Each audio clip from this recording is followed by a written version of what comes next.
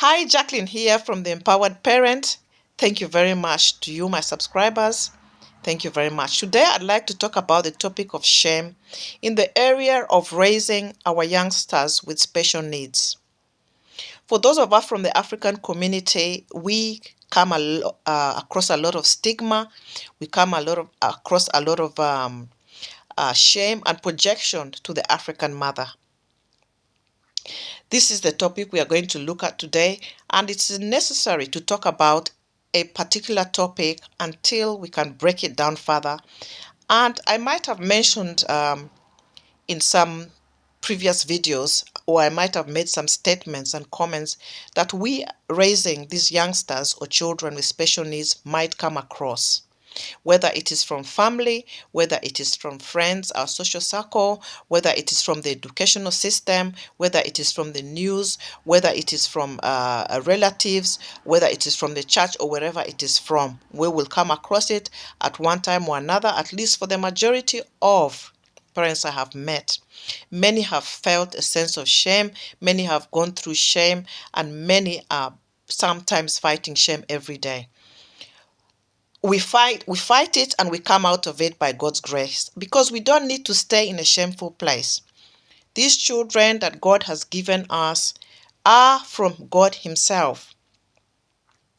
They are. And every child that is born of the Lord. I don't really care what anybody says anymore, because in any case, even if one tries to say that they are not of the Lord because of what it is they look like, or because of what condition it is that they have, there will be questions raised. What did that person do to have that kind of a child? What causes it? These are questions that may come genuinely, and sometimes not necessarily genuine, because there are people who actually just want to project, and there are people who genuinely want to know. You'll be able to differentiate them. Exactly the same as blind Bartimaeus, where questions were raised and asked of Jesus. What did this person do, or what did his parents do for him to be blind? And what did Jesus reply? He said, neither him nor his parents did anything to cause his blindness. So therefore, that tells us, as those of us raising those with special needs, whatever that special need may be, that you did not do anything specific to cause your child's injury. Sometimes there are cases of during the time of pregnancy and during birth that this injury may occur. That is true.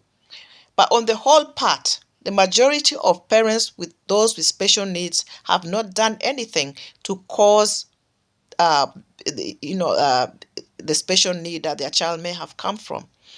I'm not going to even go on about the MMR, because that is a whole topic by itself, and I have a story of my own about that, where I feel that the MMR vaccine, out of 100, I believe 98% was caused by the MMR vaccine. Topic for another day. We are talking about shame, and I'm Jacqueline from the Empowered Parent, and we are raising this topic where we are going to go to places, and where we are going to get looks, and where we are going to get questions, and how we are going to maneuver our emotions. How are we going to maneuver our emotions in the process of being made to feel shamed and ashamed? How are we going to deal with it? I've given a few examples of comments that were made to me in the past.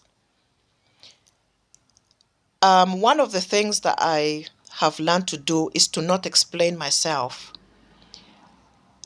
The only time that I will explain myself is if, let's say, I took my child to a specific place, maybe a setting where they needed to know that there's a condition.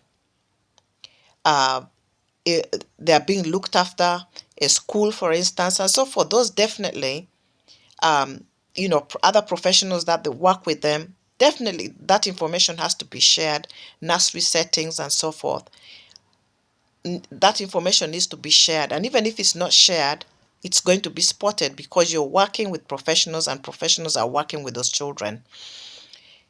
There are some times when you need to explain yourself and times when you just need to stop. Just stop. Don't say anything. You're on the road, you're in the park, you're with your child runs into somebody, or your child goes and taps somebody, or takes a drink, or takes a pack of crisps, or starts making sounds in the park, or whatever the case may be. You don't need to explain anything to anybody. Don't give yourself an energy that you don't need. So there are certain things that you can actually flat ignore. You don't need to always explain certain things to anybody. You really don't. Like I said, unless it is extremely necessary, maybe somebody has been affected, another child has been affected in an environment, maybe then you say, oh, I do apologize, I'm really sorry. If it is actually minor, then again, you just say, okay, I'm sorry. Don't. Because the minute you do that, you start feeling depleted. You start feeling a little bit reduced in your energy. I used to do it quite often. Any small thing that would happen in an environment outside in a social circle, even if it didn't hurt anybody, I start explaining. Oh, I'm very sorry. He has autism, this and that, this and that. And then the conversation may start. If the person is friendly enough, you might have a conversation, a decent one, that will make you feel better. There are explanations that are not necessary. You don't need to be speaking to people that do not understand your situation, picking up phone calls, talking about what you're going through with that child. To people that don't even understand, sometimes we waste so much time and energy. In the end, we come drained because something might be said to us that will just turn you the other way. And, you're okay before you spoke about it. But one comment will just, it just reduces your self-esteem and makes you feel worse. So let's also be mindful who are the people we pick to speak to. Your child and you are going through something, there's a behavior. Who are you going to call upon? Are you going to call that support worker? Are you going to call not all support workers understand, with all due respect. Are you going to call the behavior teacher at school, which is a better option? Social worker? Are you going to go to the doctor? Who are you turning and giving your energy to with your child? So that's one, and you can do away with, situations that make you feel shameful. The next thing with explaining is if you're having a conversation with somebody and there's an element of you almost being made to feel ashamed. There are times that you can explain something using actual facts. So for instance, somebody says, what causes it? If I immediately feel like as though you're projecting towards me to make me feel somehow, I immediately will just bring the facts out. So I might start talking about how my child was and what changed, what I felt led to. I don't even have to go deep, but what I believe the changes were and what actually then led to my child's behavior changing and what led to the special needs. And I might talk about things such as, I don't know, where you feel like something just changed suddenly and you don't feel like you really did anything, you did your best. Then you bring the facts out, you bring out, if you've got a video, articles or anything.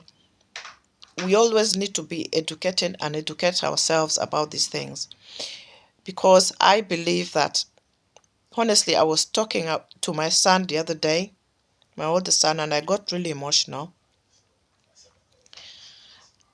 And I said to him, I'm so emotional about it because my son was about 1.5, 2 when he spoke very well. He had his eye contact. He met his developmental milestones. He even spoke earlier than the ones with no needs. So when he had the MMR vaccine, gradually, months as the months went, he began to change, and he lost his speech and he lost his eye contact.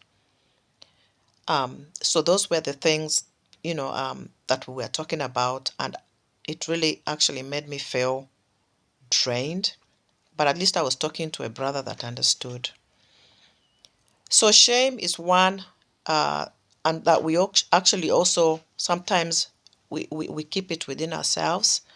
Talk to somebody that is close to you about how you're feeling, to remove the myths and to just bring yourself to alignment with what God says you and that child are. Because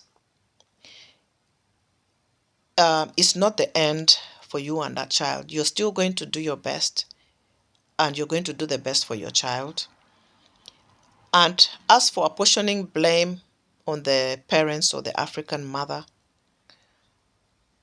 the issue of fathers in the picture will also come up. Topic for another day, and it has many topics that we'll talk about.